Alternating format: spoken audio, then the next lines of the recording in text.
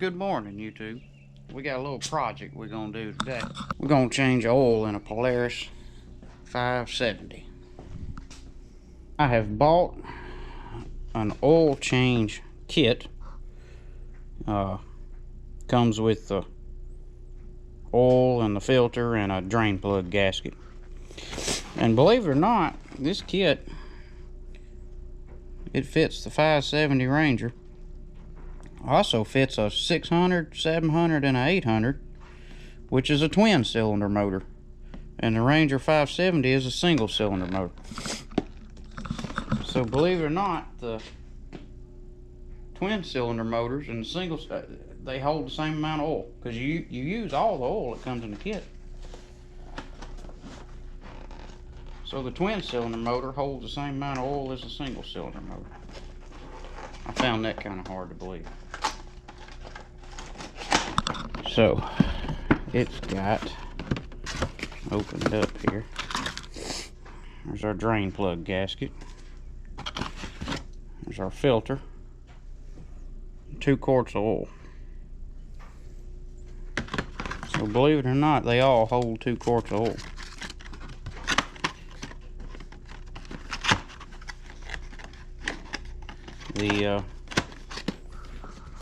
The Ace, every one of these on this box here, the Ace 570 Razor, or 570 Razor or Ranger, and if you get a twin cylinder 600, 700, or 800, they still all hold 2 quarts of oil. So it doesn't look like it's going to be too hard to do. First thing you do is raise your bed up.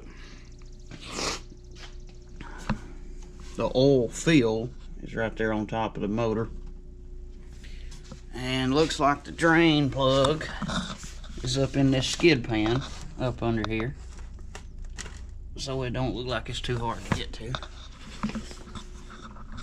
And I have found the filter. It's easy to get to. The filter is up under here. So that's, once you raise the bed, you can get to all that. Pour the oil on top of the motor. Looks like that filter's gonna make a mess when you take it off, because it's gonna drain down onto that skid pan. I don't know if it's very much trouble to remove that skid pan or not. It might just be better to make a mess and then clean it up. That one's loose anyway.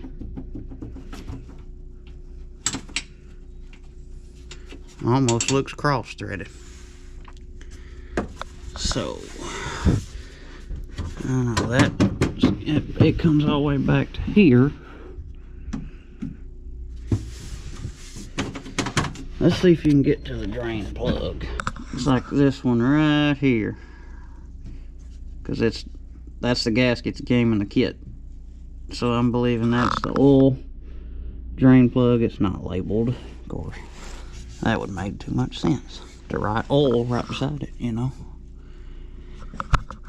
And that's actually another separate skid pan. Let's see if I can see the filter while I'm under here. Okay. Let's see. There's a hole right there, but it's...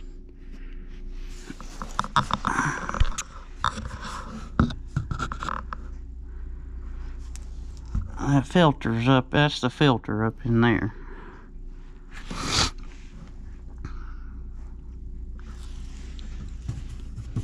So I don't know. Well, even if you took this one loose, it's gonna hit this one. You'd almost have to take both of them off to keep from making a mess. I just don't. They should have just cut a hole where the oil would, when you took the filter off, the oil would drain down here. That would have made more sense. There just should have been a hole in the skid pan. It may fall through this. No, there's something on top of that one.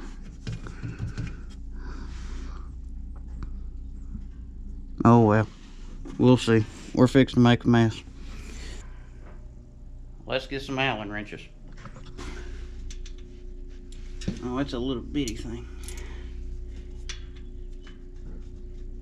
Alright. Looks like the drain plug is a 6mm Allen bolt, Allen head.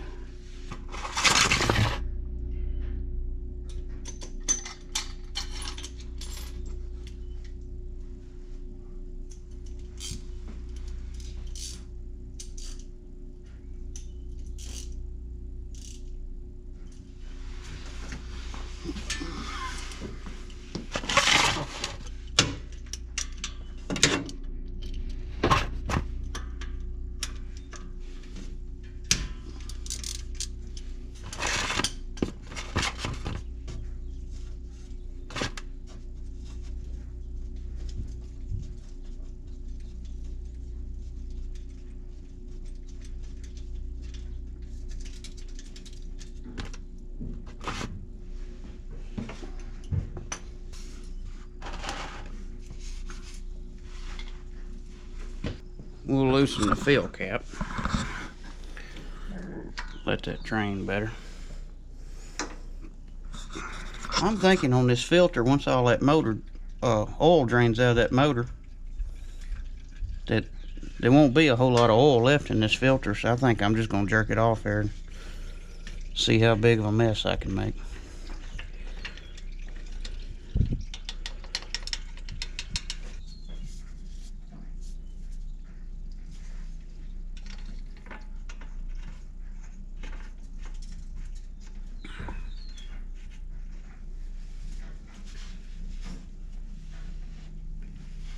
I may have a wrench to fit that, but I don't.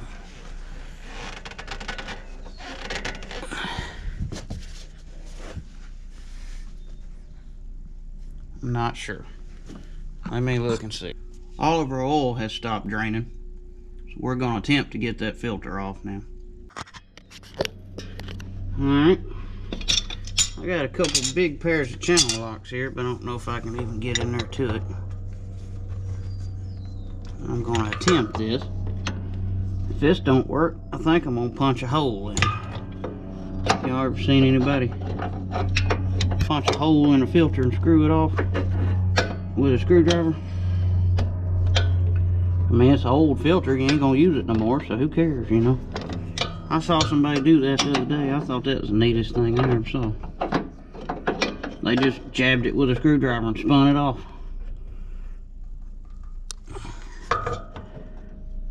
I thought, well, hey, I mean, it don't matter what kind of shape it's in when you get it off, as long as you get it off.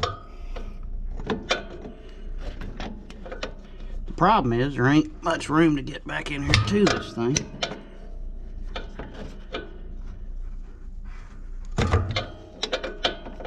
I got it moving a little bit. If you had one of those wrenches where you stick like a 3/8 drive ratchet in the end of it, one of them little round ones, you might could get back in here to this thing. Or if you took that skid pan off the bottom, it'd probably be real easy to get to. And that's probably what everybody does. But I've got it coming my way, so I believe I can spin it off now.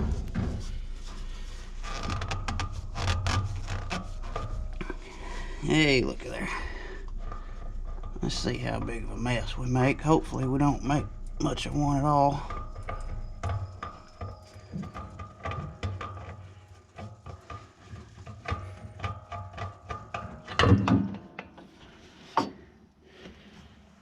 Just a little bit. Drop this down here in the oil pan. And I'm just going to clean that up. That ain't too bad. That's the disadvantage of having skid pans on the bottom of something. You can't get to nothing to work on it without taking the skid pans off. But they sure do help out. If it wasn't there, you'd knock that oil filter off, sure as the world. And then there goes your motor.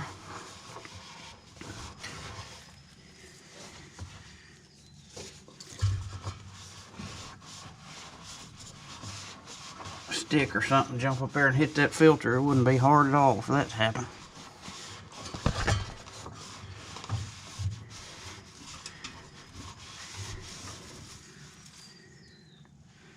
Alright. We'll get our new filter on there, get the drain plug put back in, pour some oil in this thing.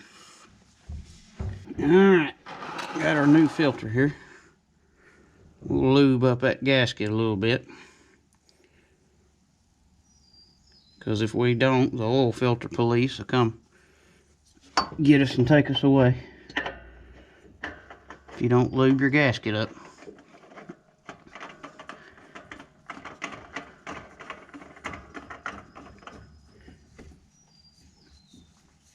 Oh yeah. Let's see, I had a clean rag here somewhere.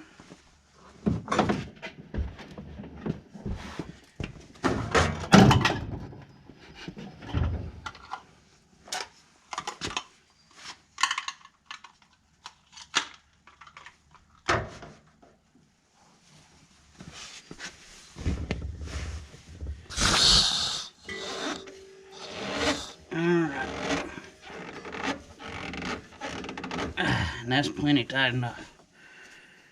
Hopefully, we'll be able to get it back off next time without too much hassle.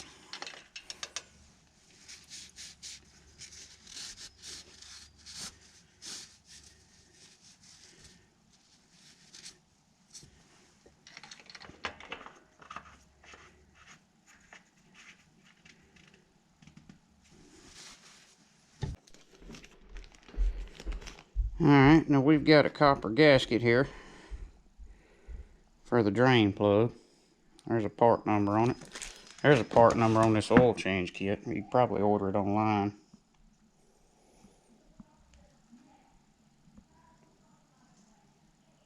I bought it at the Polaris dealer, but I'm sure you can order it. Probably get it on Amazon or somewhere if you want to save a little money.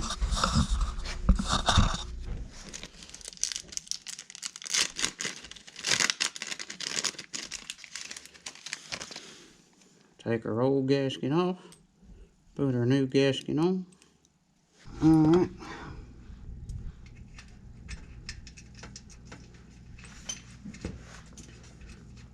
Take our 6mm Allen head here and torque it to the proper spec.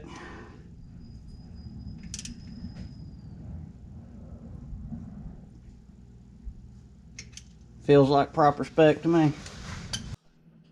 Alright. And you need a custom funnel here to be able to put oil in a Polaris. Gotta have your custom funnel. And 2 quarts of 5W50.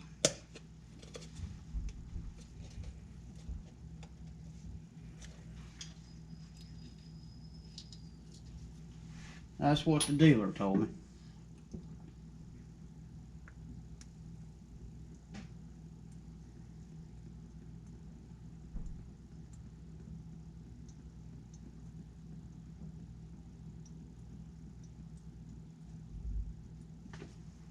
This is genuine Polaris motor oil.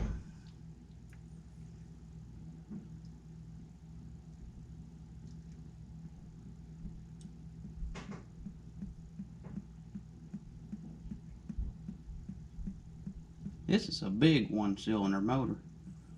It'll be a 570. I didn't realize it was a 1-cylinder till I bought the oil change kit for it.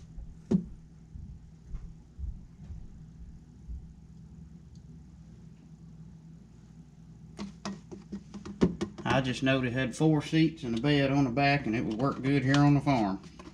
That's about all the research I done on it before I bought it, and the price was right.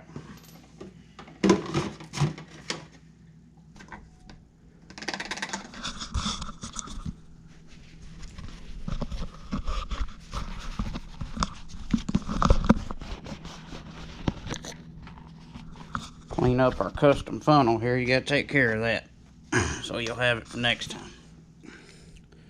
Clean our fill cap up real good. Make sure the gasket's still on it.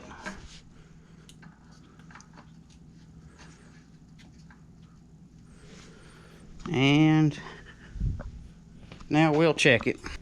Should have a little bit too much in it because we ain't filled the filter up yet.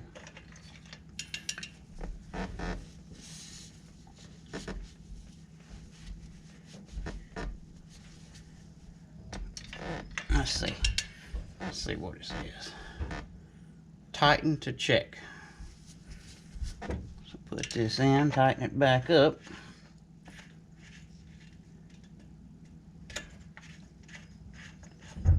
And oh yeah. Appears to be at the correct level.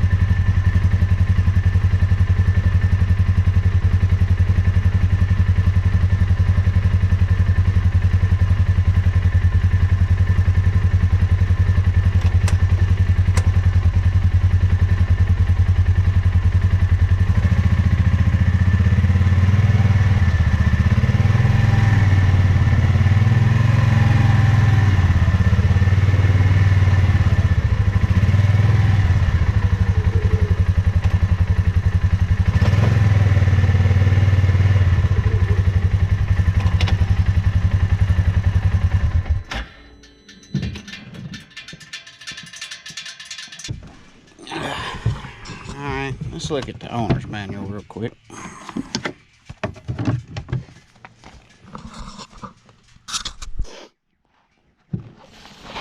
Alright, well, oil and filter change is on page 94.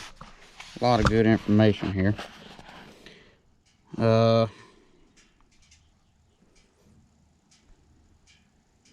Let's see, replace the washer on the drain plug, done that. Reinstall drain plug, torque to 12 pounds, done that.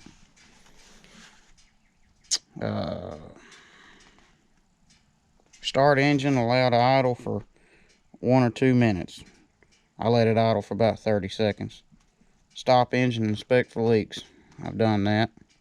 Recheck oil level on the dipstick. Add oil as necessary.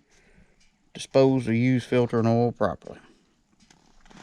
18 steps here on page 94.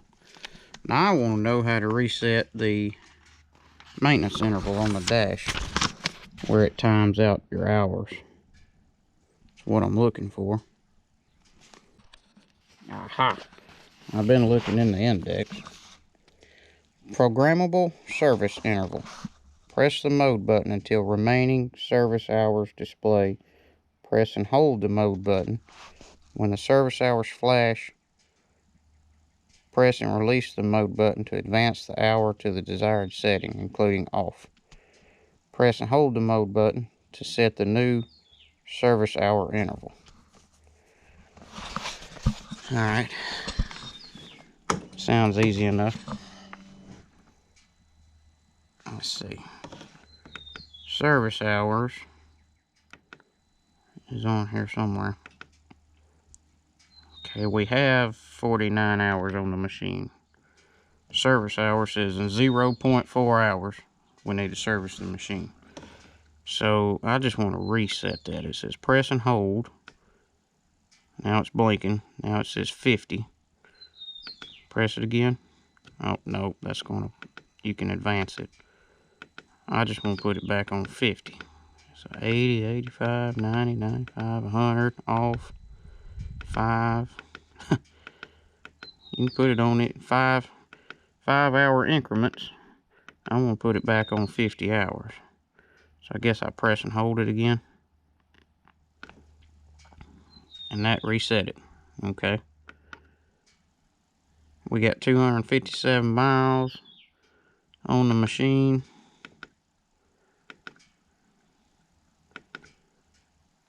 $49 on the machine. 50 hours left till our next service.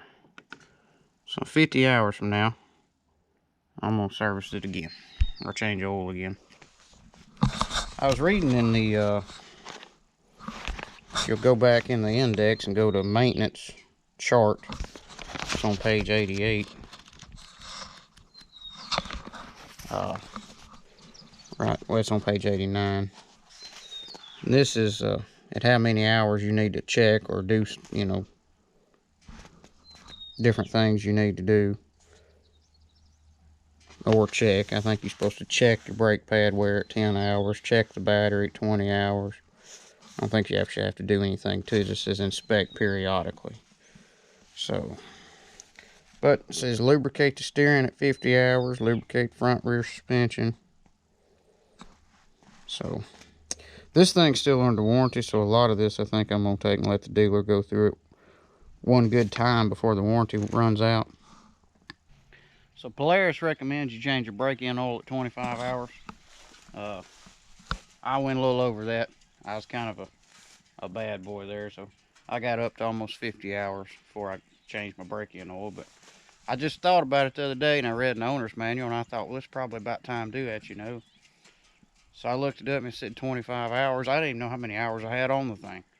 So I had to look, and I looked, and I had like 49. I thought, oh, Lord. But if you don't wear your seatbelt on one of these things, it'll only go 15 miles an hour. And I just use it around here on the farm. I never put my seatbelt on. So I never get over 15 miles an hour on this thing. So, I mean, that's what I use it for. It's just working here on the farm. So I don't think I done any damage to it. I will tell you this. The oil I took out of there, it did have a good color to it. I mean, it looked brand new. It had a great color to it. So, of course, I know you need to get the metal shavings, you know, out of the filter and out of the oil and stuff, but didn't have any carbon buildup because I mean, that oil was clean. So I imagine it's a synthetic oil. I didn't read the bottle that I used, the new oil, but it sure didn't get dirty. I'm sure it's a really, really, really good oil. We put Polaris oil back in it, so it ought to be good for a few more hours. Well, y'all stay tuned for some more good videos. See y'all on the next one.